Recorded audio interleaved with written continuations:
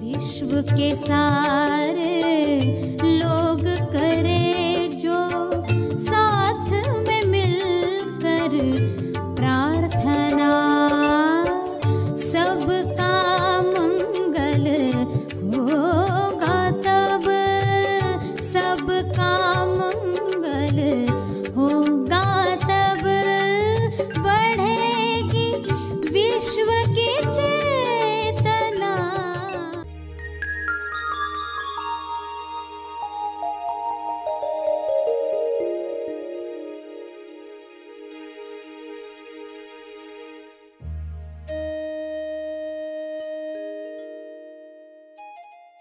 तो अब जो चल रहा है इस क्षण अगर वह छूट जाता है तो अपने आप को वर्तमान की गिफ्ट दें। तो सभी ये तरीका सीखें, यह कला सीखें, वर्तमान में रहने की कला, जिसकी ट्रेनिंग किसी स्कूल कॉलेज में नहीं दी जा रही है। सभी को शुभेच्छा। हैप्पी थॉट्स तेज ज्ञान फाउंडेशन द्वारा आयोजित ध्यान प्रार्थना बीज बोने के लिए आप सबका स्वागत करते हैं। रोज हम सब मिलकर प्रार्थना करते हैं ताकि हम खुद भी स्वस्थ रह पाएं और जो बीमार हैं उन्हें भी हम अपनी प्रार्थना का बल पहुंचा पाएं। तो आइए ग्रहणशील रहते हैं और इस प्रार्थना का लाभ लेते हैं। सभी आंखें बंद रखते हुए मनन करें, फिर प्रार्थना करें।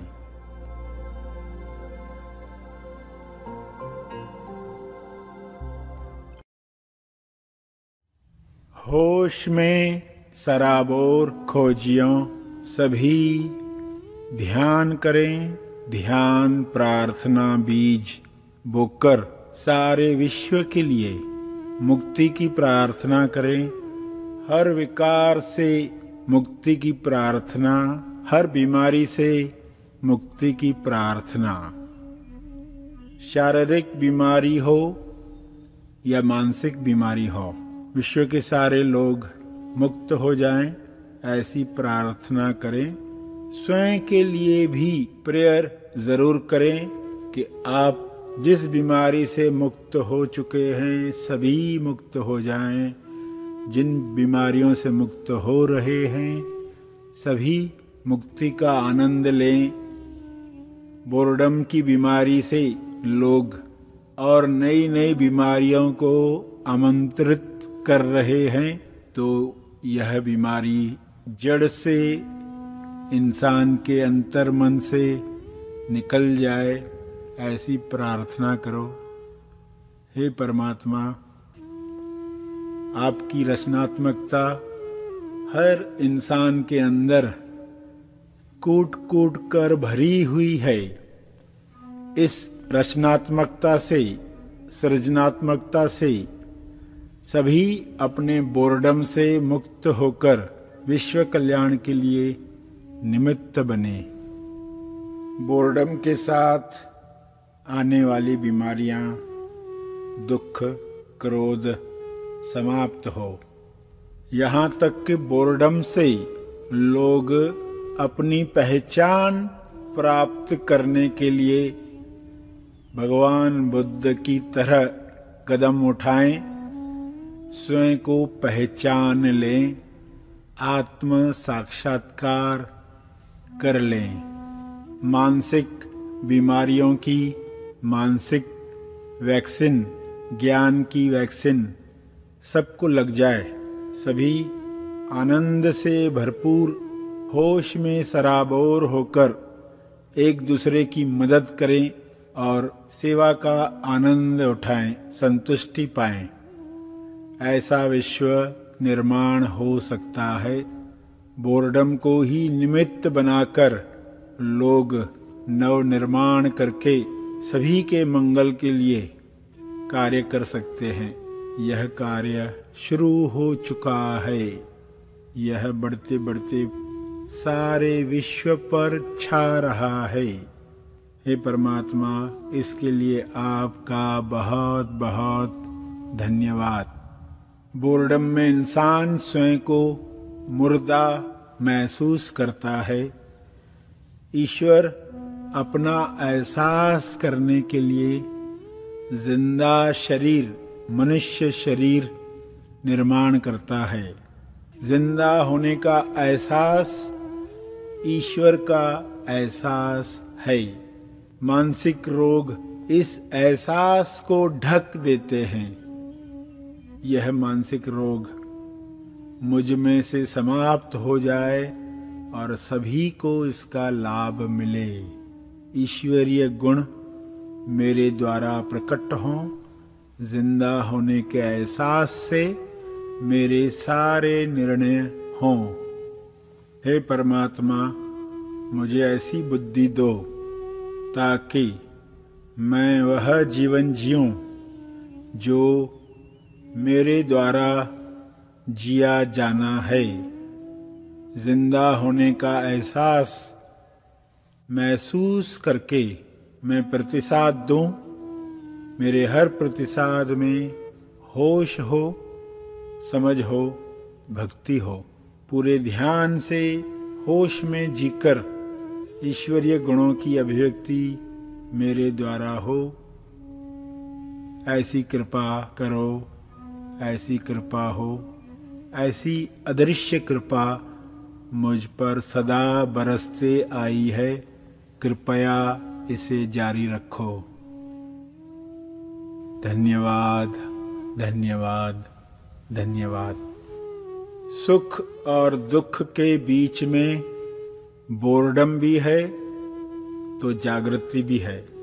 सुख दुख के पार हमें जागृति को पहचानना है, वरना बोर्डम में हम अपनी चेतना को गिराकर और निचले स्तरों पर चले जाते हैं। ऐसा विवेक सब में जागृत हो कि सुख दुख के पार परम अवस्था में हम जागृत हो जाएं। ऐसी शुभकामना रखते हुए प्रार्थना करें। जागृति के प्रकाश को पृथ्वी पर उतरते हुए देखें।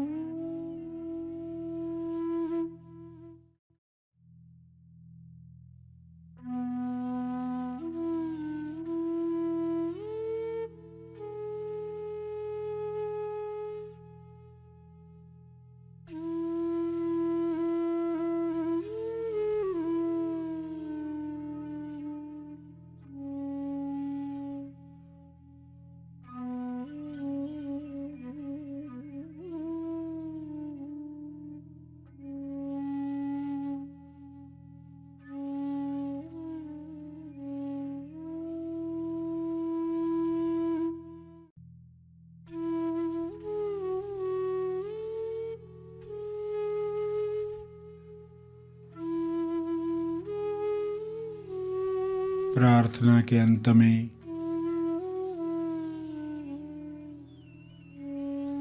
अपने तप का बल, अर्जित बल लोक कल्याण के लिए समर्पित करेंगे।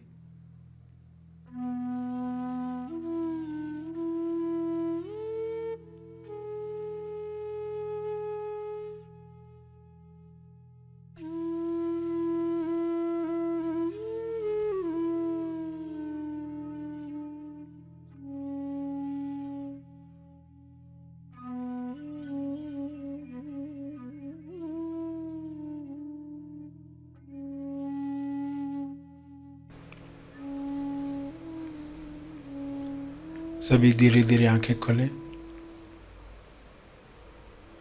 आइए सब ग्रहणशील होते हैं एक चेतना संदेश सुनने के लिए।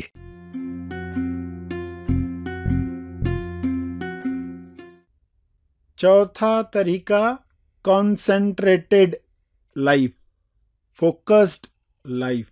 फोकस्ड लाइफ का अर्थ क्या है कि मन एक लक्ष्य को पकड़कर काम कर रहा है, उसके पास एक सिंगल दिशा है।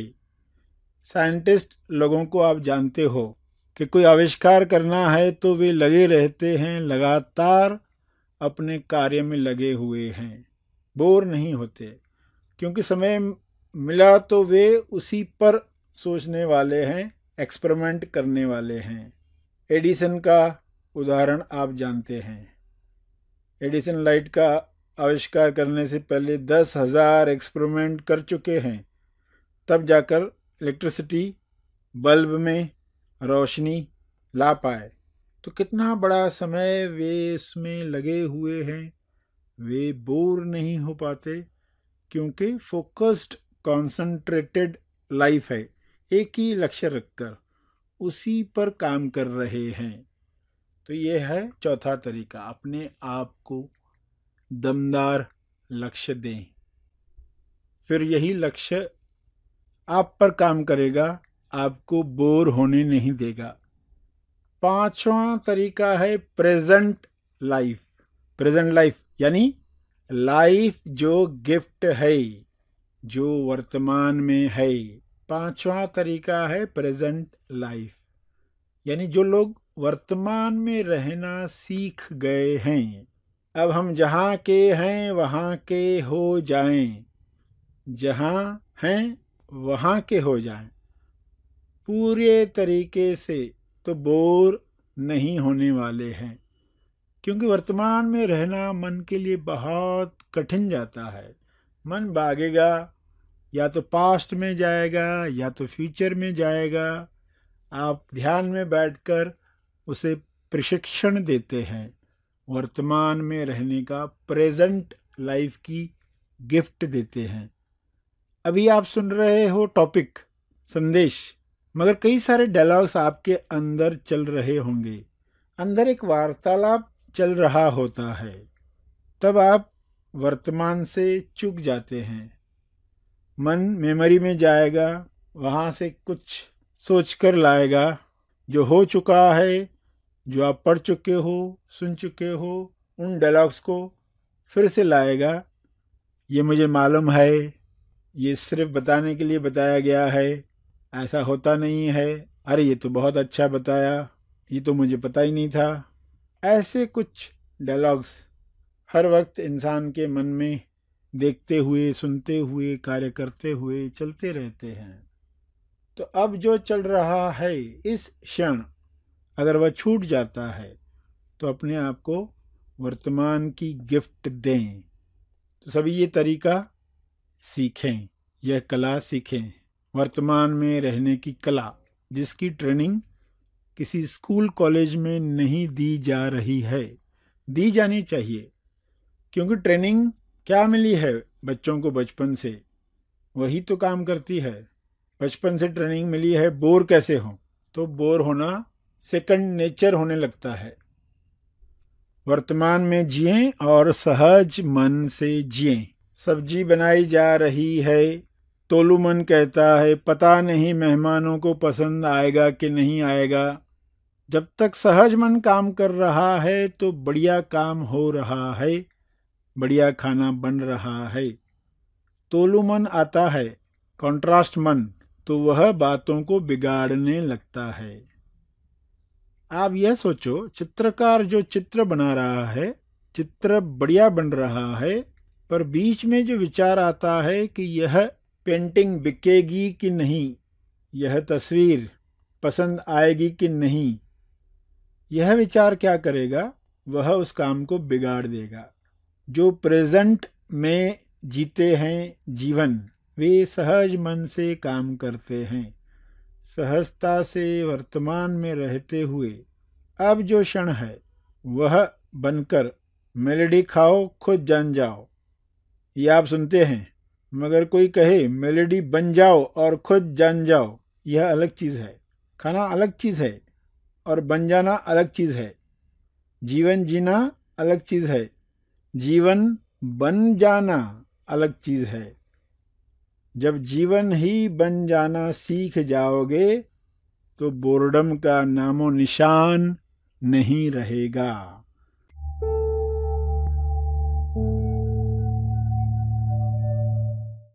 प्रार्थना और मार्गदर्शन का सभी ने लाभ लिया। आइए यहीं पर समाप्त करते हैं, कल फिर मिलेंगे। तब तक के लिए धन्यवाद। Happy thoughts.